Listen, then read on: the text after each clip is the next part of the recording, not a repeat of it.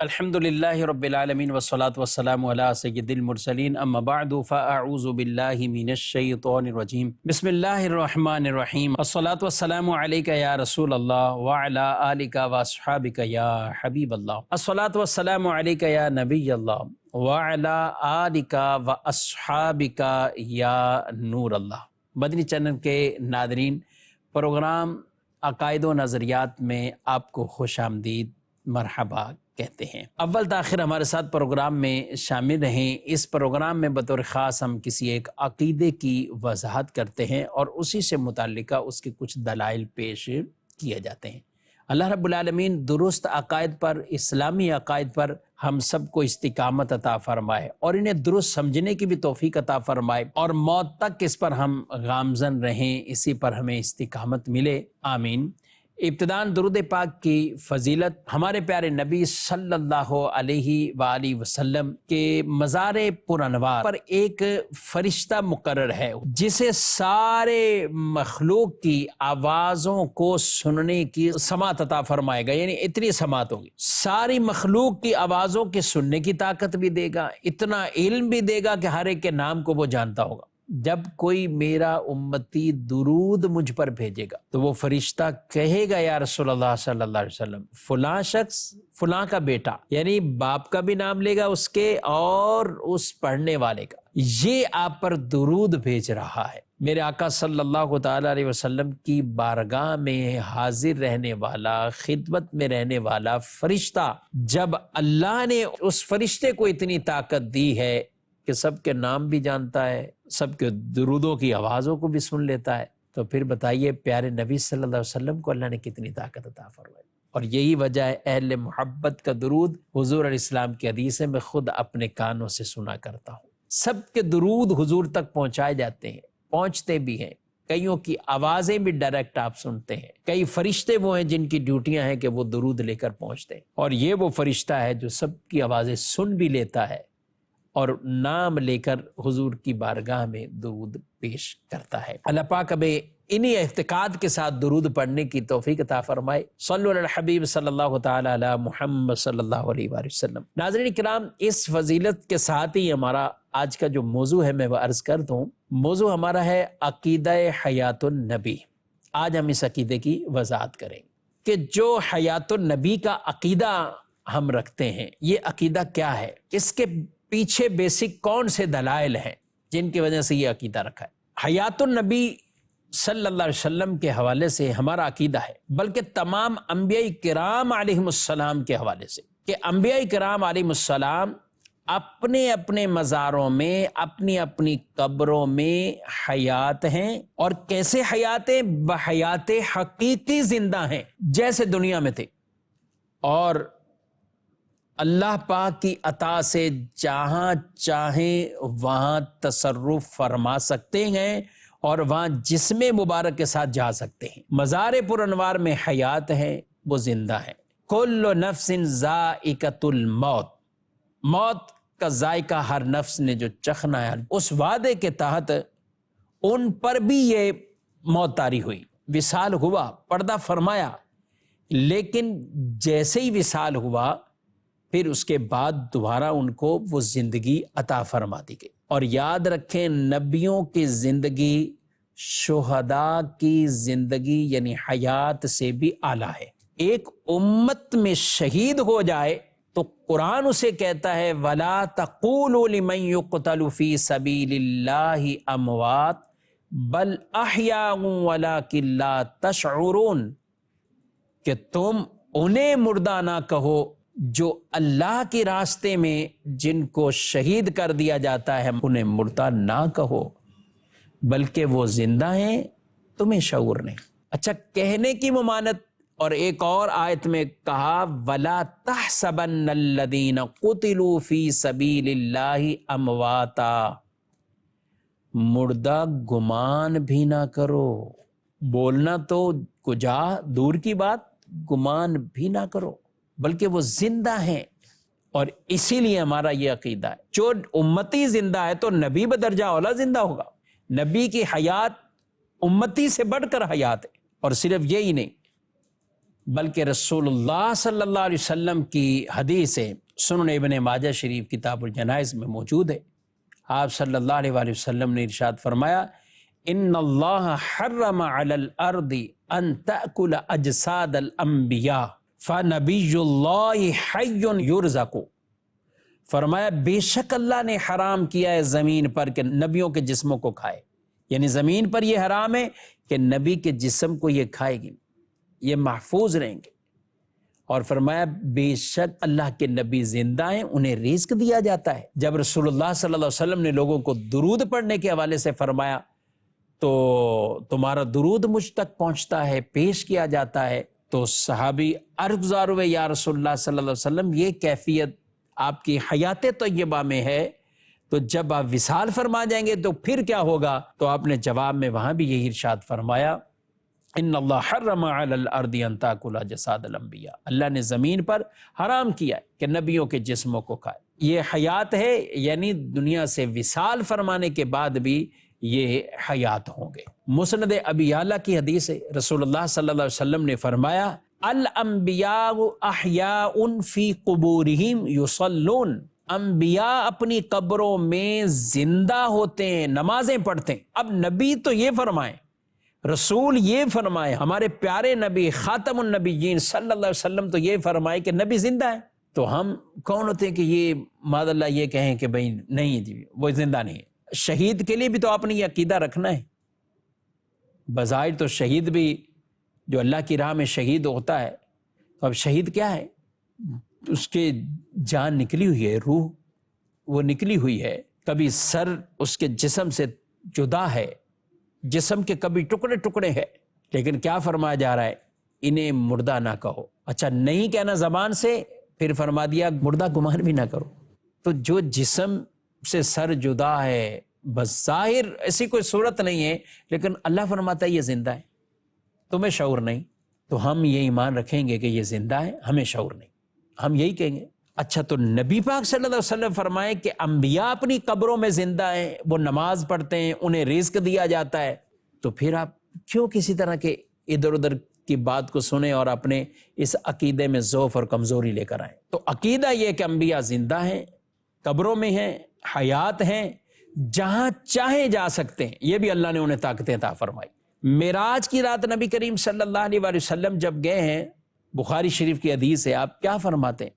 آپ فرماتے ہیں میں موسیٰ کی قبر کے پاس سے گزرا، میں نے موسیٰ کو دیکھا اپنی قبر میں کھڑے ہو کر نماز پڑھ رہے تھے۔ اچھا جب آپ مسجد اقصیٰ پہنچے تو سارے نبی وہاں استقبال کے لیے تھے، تو موسیٰ علیہ السلام بھی وہاں ہیں، تو یہ جو سارے انبیاء وہاں آئے تھے تو یہ کیسے آئے؟ اللہ نے انہیں یہ طاقت عطا فرمائی۔ تو عقیدہ ناظرین کرام حیات النبی کا یہی ہے۔ ایسا نہیں ہے کہ کوئی یہ گمان کرے معاذ اللہ کہ ان پر موت واقعی نہیں ہوئی، موت طاری نہیں ہوئی۔ لوگ سمجھتے کہ یہ شاید یہ عقیدہ رکھتے کہ موت ہوئی نہیں ہے، وصال فرمایا ہے، لیکن اللہ نے انہیں حیات طیبہ ایسی عطا فرمائی، نمازیں بھی پڑھتے ہیں، رزق بھی انہیں دیا جاتا ہے، اور جہاں چاہیں اللہ کی عطا سے وہاں جا کر تصرف بھی فرماتے ہیں، ویسے مزار پر انوار میں، اور دیکھ پوری کائنات کو رہے۔ ناظرین کرام، اگر ہم معراج شریف کو ہم پڑھتے ہیں، سنتے ہیں، سمجھتے ہیں، تو کئی عقائد اس سے ثابت ہوتے ہیں۔ نبی پاک صلی اللہ علیہ وسلم نے معراج فرمائی، معراج میں ہی کئی عقیدے ایسے ثابت ہوتے ہیں جو وصال فرمانے کے بعد پھر تصرف کرنا، پھر کسی کی مدد کرنا، وسیلہ بن جانا۔ اگر کوئی کہنا اس کا کہ یہ ہے ہی کچھ نہیں، یہ ہو ہی نہیں سکتا، تو میں پھر ایک سوال کروں گا کہ آپ نماز پڑھتے ہیں؟ کتنی نمازیں پڑھتے ہیں؟ کتنی نمازیں آپ فرض جانتے ہیں؟ کہیں گے 5۔ اچھا 5 نمازیں کیا 5 شروع میں ہوئی تھیں؟ کہیں گے نہیں 50۔ اچھا 50 ہوئی تھی، 50 سے 5 کیسے آئیں؟ تو پھر فوراً ایک ہی جواب ہوگا، وہ نبی پاک صلی اللہ علیہ وسلم جب آ رہے تھے نا تو چھٹے آسمان پر حضرت موسیٰ علیہ السلام سے ملاقات ہوئی تھی، تو وہ بار بار نبی پاک صلی اللہ علیہ وسلم کو واپسی بھیج رہے تھے کہ حضور کم کروائیں، کم کروائیں، کم کروائیں۔ تو یوں 5 کم ہوتی گئیں، 5 رہ گئیں۔ جی ہاں ناظرین کرام، ایسا ہی ہوا تھا، اور یہی حدیث پاک میں بیان موجود ہے۔ لیکن خوشخبری یہ سنا دی گئی 5 ہیں، ثواب تمہیں 50 کا ملے گا۔ اب میرا سوال اگلا یہ ہے کہ یہ 5 نمازیں آئی ہیں، ہوئی ہیں، کن کی وجہ سے ہوئی؟ حضرت موسیٰ علیہ السلام کی وجہ. یہ وسیلہ بن گئے نا، یہ ذریعہ بن گئے، انہوں نے مدد کر دی اس امت کی. یہ تو دنیا سے پردہ فرما چکے ہیں، صدیاں گزر چکی ہیں. تو پھر حضور صلی اللہ علیہ وسلم کا آگے زمانہ آیا ہے تو یہ تو پردہ فرما گئے تھے، وصال کر گئے تھے، پھر انہوں نے ایسی آ کے مدد کی ہے، ہماری مدد ہوئی ہے، یہ ہمارے لیے وسیلہ بن گئے. تو اگر کوئی وصال کے بعد مدد وسیلہ اس کا قائل نہیں تو میں کہتا ہوں پھر 5 کی جگہ 50 پڑھیں، اور ایسا کوئی بھی نہیں کرتا، کیونکہ یہ واضح روایات اور حدیث کے اندر موجود ہے کہ 50 ہی نمازیں ابتداً تھیں لیکن ہوئی 5، وسیلہ حضرت موسیٰ علیہ السلام بنے. تو اللہ نے انہیں طاقتیں دی ہے، یہ مزار سے بھی کئی دور بھی جائیں، تصرف بھی فرمائے، یہ رب نے انہیں طاقتیں عطا فرمائی. قبر میں میت کو جب رکھتے ہیں تو میت کے پاس فرشتے آتے ہیں، حدیث میں یہ بیان کر دیا گیا. آپ مجھے بتائیے ایک وقت میں کتنی جگہوں پر تدفین ہو رہی ہے، میت کو رکھا جا رہا ہے، اور قبر میں یہ آئیں گے منکر نکیر.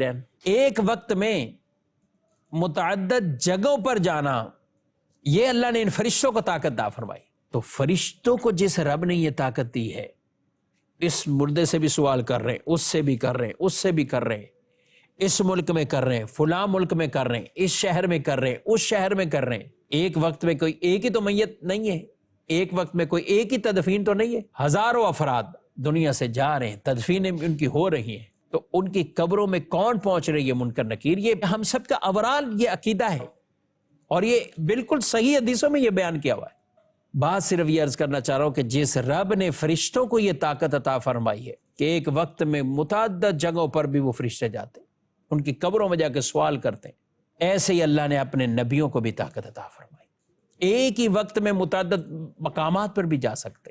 نبی کریم صلی اللہ تعالی علیہ وسلم کی قبر میں زیارت ہوگی، یہ بھی حدیث صحیحہ کے اندر موجود ہے. ما کنت تقول فی ھذا الرجل، کیا کہتا تھا اس ہستی کے بارے میں، ایمان والا، عاشق رسول، امتی حضور کا یہ پکار اٹھے گا، ہوا رسول اللہ صلی اللہ علیہ وسلم، تو وہ حضور کی زیارت ہوگی. تو جیسے فرشتے ایک وقت میں کئی قبروں میں جا سکتے ہیں اور امتحان کے لیے پوچھتے ہیں، سوال کرتے ہیں، اسی طرح سرکار صلی اللہ علیہ وسلم بھی ایک وقت میں کئی مقامات پر تشریف لے جا سکتے ہیں. ہمارا عقیدہ یہ نہیں ہے کہ ہر وقت آپ ہر جگہ پر حاضر ناظر ہیں اور موجود ہیں، یہ نہیں ہمارا عقیدہ. ہمارا عقیدہ یہ ہے، کیونکہ بعض اوقات لوگوں کو پورا عقیدہ ہی درست پتہ نہیں ہوتا اور دوسرے لوگ برگلانے میں کامیاب ہو جاتے. عقیدہ درست یہ ہے کہ رسول اللہ صلی اللہ علیہ وسلم مزار پرانوار میں حیات طیبہ، حقیقی حیات کے ساتھ متصف ہے. کائنات کو ایسے ملاحظہ کر رہے جیسے آدمی آسانی سے اپنی ہتھیلی کو دیکھتا ہے، حضور پوری کائنات کو ملاحظہ فرما رہے. اور آپ صلی اللہ تعالی علیہ وآلہ وسلم جہاں چاہیں آپ اللہ کی عطا سے اپنے جسم مبارک کے ساتھ جا سکتے ہیں. ایک وقت میں متعدد مقامات پر چاہیں تو متعدد مقامات پر آپ جا سکتے ہیں. تو یہ ہمارا ایک عقیدہ ہے، اور اس میں کوئی ایسا ٹکراؤ نہیں ہے کہ کوئی یہ کہے کہ یہ ہو ہی نہیں سکتا. تو میں اتنی آپ کو مثالیں دے رہا ہوں. نکیرین آ کے پوچھتے ہیں، ہر قبر میں جاتے ہیں، تو جب وہ آ سکتے ہیں تو حضور صلی اللہ علیہ وسلم کو بھی اللہ نے یہ طاقتیں دی. انبیاء کرام علیہ السلام اپنی اپنی قبروں سے نکل کر مسجد اقصیٰ میں نبی پاک صلی اللہ علیہ وسلم کے استقبال کے لیے پہنچے، حضور کی امامت میں نماز کو ادا کیا. پھر جب سرکار صلی اللہ علیہ وسلم نے پھر سفر آسمانوں کا فرمایا تو ہر آسمان پر ایک ایک نبی سے ملاقات ہوتی رہی. وہ مسجد اقصیٰ میں بھی تھے، پھر آسمانوں پر بھی. اللہ نے نبیوں کو رفتار ایسی عطا فرمائی، طاقت ایسی دی ہے، اپنے جسم مبارک کے ساتھ جہاں چاہیں وہ جا سکتے. تو ہمارا عقیدہ یہی ہے ناظرین کرام کہ آپ صلی اللہ علیہ وسلم جہاں چاہیں جا سکتے ہیں، جس محفل میں چاہیں تشریف لا سکتے ہیں. لیکن یہ عقیدہ نہیں کہ ہر محفل میں آپ جسم مبارک کے ساتھ موجود ہوتے ہیں، یہ نہیں. ہاں، جہاں چاہیں آپ صلی اللہ علیہ وسلم تشریف لے جا سکتے ہیں، جس محفل میں چاہیں آ سکتے ہیں. بقیہ علم کے اعتبار سے تو آپ اپنے امت کو، آپ پوری کائنات کو آپ ملاحظہ فرما رہے ہیں، اور اس طرح ملاحظہ فرما رہے ہیں جیسے آدمی اپنی ہتھیلی کو دیکھتا ہے. ایسے پوری کائنات گویا کہ آپ کے سامنے واضح. اور ساتھ ایک اور بات بھی عرض کرتا چلوں، ہم جو اپنے پیارے نبی صلی اللہ علیہ وسلم کو استغاثہ کرتے ہیں، پکارتے ہیں، یا رسول اللہ، یا نبی اللہ، یا رسول اللہ انظر حالنا، یا حبیب اللہ اسمع قولنا، نبی پاک صلی اللہ علیہ وسلم کو التجائیں کرتے ہیں، پکارتے ہیں۔ اور یہاں بھی شبہ لائق ہو جاتا ہے، نہیں یہ یا سے نہیں ہونا چاہیے۔ کیوں نہیں یا سے ہونا چاہیے؟ کس دلیل کے ساتھ نہیں ہونا چاہیے؟ کہ آپ نماز پڑھتے ہیں تو آپ نماز میں التحیات، جب تشہد پڑھتے ہیں تو آپ کیا کہتے ہیں؟ آپ پکارتے ہیں اس وقت السلام علیکہ ایہا النبی ورحمۃ اللہ وبرکاتہ، اے نبی آپ پر سلام ہو، اللہ کی رحمتیں برکات ہوں۔ یہ جو یا ہے اور ایو، السلام علیکہ ایہا النبی، اے نبی یا اے نبی، یعنی دونوں میں کوئی معنی میں فرق نہیں۔ تو نماز میں جب ہم پڑھتے ہیں، ہمارے علماء نے اس کو واضح کیا ہے۔ علامہ شامی رحمۃ اللہ تعالی علیہ فرماتے ہیں کہ یہ ایہا النبی یعنی یا سے ہی یہ جو ہم سلام پیش کر رہے ہیں، یہ بطور حکایت نہیں بلکہ انشاء کے طور پہ، یعنی اس قصد کے ساتھ۔ کس قصد کے ساتھ؟ کہ میں بارگاہ رسالت میں یہ ابھی سلام گویا پیش کر رہا ہوں۔ یہ کہیں بھی ہے، مدینے میں کوئی نماز پڑھ رہا ہے تو یہی کہے گا السلام علیکہ ایہا النبی ورحمۃ اللہ وبرکاتہ، مکے میں پڑھ رہا ہے تو یہی کہے گا، اچھا اس ملک میں پڑھ رہا ہے، پاکستان میں پڑھ رہا ہے تو یہی کہے گا، دنیا کے کسی اور ملک میں ہے تو یہی نماز میں یہی کہے گا، دن میں ہے تو بھی یہی کہے گا، رات میں تو بھی یہی کہے گا، کئی پہاڑوں میں جنگلات میں تو بھی یہی پڑھے گا۔ اب مجھے یہ بتائیے کہ اگر کوئی یہ نظریہ عقیدہ رکھے کہ یا کے ساتھ پکارا ہی نہیں جا سکتا یا یہ معاذ اللہ شرک ہے تو یہ عجب بات ہے۔ اعلیٰ حضرت امام اہل سنت فرماتے ہیں یہ بڑی عجیب بات ہے کہ عین نماز میں ایسا شرک داخل ہے، اور یہ ہرگز شرک نہیں ہے۔ یہ ایک جواب دیا جا رہا ہے کہ اگر معاذ اللہ اس کو اس پکارنے کو بھی آپ شرک سے تعبیر کریں تو کیا یہ نماز کے اندر شرک شامل ہے؟ نماز میں شرک شامل نہیں ہے۔ تو جب نماز میں حضور علیہ السلام کو یا کے ساتھ ایہا النبی اس کے ساتھ ان کلمات کے ساتھ پکارنا، سلام پیش کرنا جائز ہے، تو پھر نماز کے باہر بھی ان کلمات کے ساتھ پکارنا وہ جائز ہے۔ اس لیے ہم کہتے ہیں یہ خاص مدینہ منورہ روضہ رسول پر حاضر ہو کر تو سب بھی پڑھتے ہیں، لیکن یہ خاص وہاں کے لیے نہیں۔ آپ جہاں بھی دنیا کے کسی خطے میں ہیں، کونے میں ہیں، یا رسول اللہ، یا حبیب اللہ آپ یہ کہہ کر ندا کرتے ہیں حضور علیہ السلام کو، تو یہ بالکل جائز ہے۔ اور صحابہ کرام علیہم رضوان کے یہی انداز ہوتے تھے۔ کئی آپ جنگوں کے واقعات آپ پڑھ لیجیے، پکارا کرتے یا محمدہ یا محمدہ، یعنی حضور علیہ السلام کو استغاثہ کرتے تھے۔ حضرت عبداللہ بن عمر رضی اللہ تعالیٰ عنہ ایک مرتبہ آپ چل رہے تھے، کہیں پاؤں سن ہو گیا، بیٹھ گئے، تو کسی نے کہا آپ ان کو پکاریں جو آپ کو سب سے زیادہ محبوب ہے۔ تو پتہ کیا کلمات آپ کے؟